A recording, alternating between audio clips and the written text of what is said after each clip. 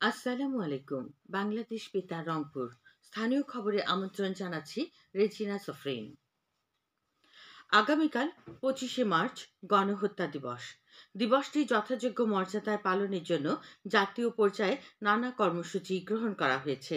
গতকাল এক সংবাদ বিজ্ঞপ্তিতে জানানো হয়, দিবসটি উপলক্ষে রাষ্ট্রপতি ও প্রধান উপদেষ্টা বাণী প্রদান করবেন এবং সারা দেশের স্কুল, কলেজ, মাদ্রাসা ও কারিগরি সহ সকল শিক্ষা প্রতিষ্ঠানে বিশিষ্ট ব্যক্তি ও বীর মুক্তিযোদ্ধাদের 25শে মার্চ গণহত্যা স্মৃতিচারণ ও আলোচনা সভা অনুষ্ঠিত হবে। এছাড়া 1971 সালের 25শে মার্চ রাতে নিহতদের স্মরণে ধর্মীয় উপাসনালয়ে বিশেষ প্রার্থনার আয়োজন করা হবে। 25শে মার্চ গণহত্যা দিবস পালনের লক্ষ্যে সারা দেশে রাত 10টা 30 মিনিট হতে 10টা 31 মিনিট পর্যন্ত 1 মিনিটের প্রতীকী ব্ল্যাকআউট পালন করা হবে। গুরুত্বপূর্ণ সরকারি, আধা সরকারি, স্বায়ত্তশাসিত, বেসরকারি ভবন ও স্থাপনাসমূহে কোনো অবস্থাতেই 25শে মার্চ রাতে আলোকসজ্জা করা যাবে না। বিভাগীয় নগরী রংপুরে জেলা প্রশাসন আয়োজিত 25শে মার্চ গণহত্যা দিবস উপলক্ষে আগামীকাল বিভিন্ন কর্মসূচি নেওয়া হয়েছে। কর্মসূচির অংশ হিসেবে সকাল 10টায় জেলা শিল্পকলা একাডেমি মিলনায়তনে গণহত্যা ও ঐতিহাসিক মহান মুক্তিযুদ্ধ সম্পর্কে স্মৃতিচারণ এবং আলোচনা সভা। সকল সিনেমা হলে সকাল 11টায় গণহত্যার উপর আলোকচিত্র, প্রামাণ্যচিত্র প্রদর্শনী, বাদজোহর ও সুবিধাজনক সময়ে নিহতদের স্মরণে বিশেষ মোনাজাত ও প্রার্থনা এবং রাত 10টা 30 মিনিট থেকে প্রতীকী 1 মিনিট ব্ল্যাকআউট পালন করা হবে। এদিকে জয়পুরহাটে 25শে মার্চ গণহত্যা দিবস উপলক্ষে জেলা প্রশাসন বিভিন্ন কর্মসূচি গ্রহণ করেছে। কর্মসূচির মধ্যে রয়েছে জেলার সকল শিক্ষা প্রতিষ্ঠানে সুবিধাজনক সময়ে বিশিষ্ট ব্যক্তি অথবা বীর মুক্তিযোদ্ধাদের সমন্বয়ে 25শে মার্চ গণহত্যা ও ঐতিহাসিক মহান মুক্তিযুদ্ধ সম্পর্কে স্মৃতিচারণ এবং আলোচনা সভা, নিহতদের স্মরণে জয়পুরহাট জেলা মডেল মসজিদ, জয়পুরহাট কেন্দ্রীয় জামে মসজিদ ও অন্যান্য জামে মসজিদ সমূহে বিশেষ মোনাজাত, অন্যান্য উপাসনালয়ে বিশেষ প্রার্থনা এবং বিকেল 5টায় শহরের শহীদ ডাক্তার আবুল কাশেম ময়দানে গণহত্যার উপর দুর্লভ আলোকচিত্র ও প্রামাণ্যচিত্র প্রদর্শনী। গাইবান্ধা জেলা ও দায়রা জজ আদালত চত্বরে বিচার প্রার্থীদের জন্য নবনির্মিত বিশ্রামাগার ন্যায়কুঞ্জের আনুষ্ঠানিক উদ্বোধন করা হয়েছে। সুপ্রিম কোর্ট, হাইকোর্ট বিভাগের বিচারপতি শশাঙ্ক শেখর সরকার প্রধান অতিথি হিসেবে উপস্থিত থেকে গতকাল এর উদ্বোধন করেন।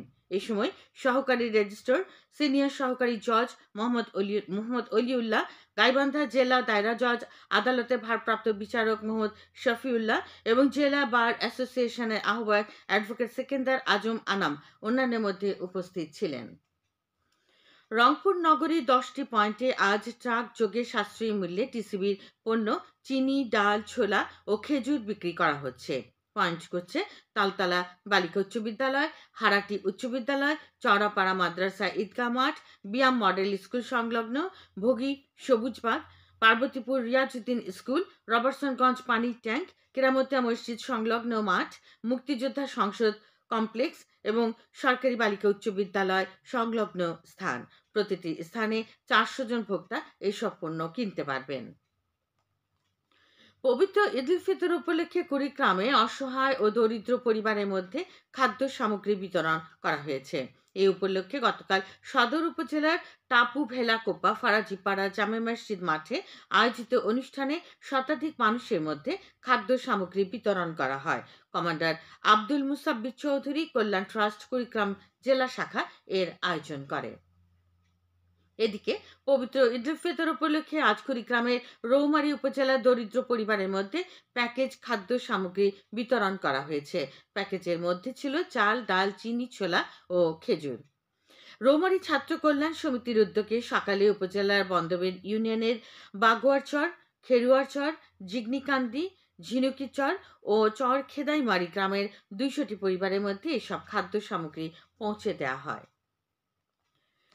সোনালী আঁশে সোনার দেশ, পাট পণ্যের বাংলাদেশ। এই প্রতিপাদ্য নিয়ে গতকাল গাইবান্ধা সাদুল্লাপুরে উন্নত প্রযুক্তি নির্ভর পাট ও বীজ উৎপাদন এবং সম্প্রসারণ প্রকল্পের অধীনে দিনব্যাপী আদর্শ পাট চাষী প্রশিক্ষণ অনুষ্ঠিত হয়েছে।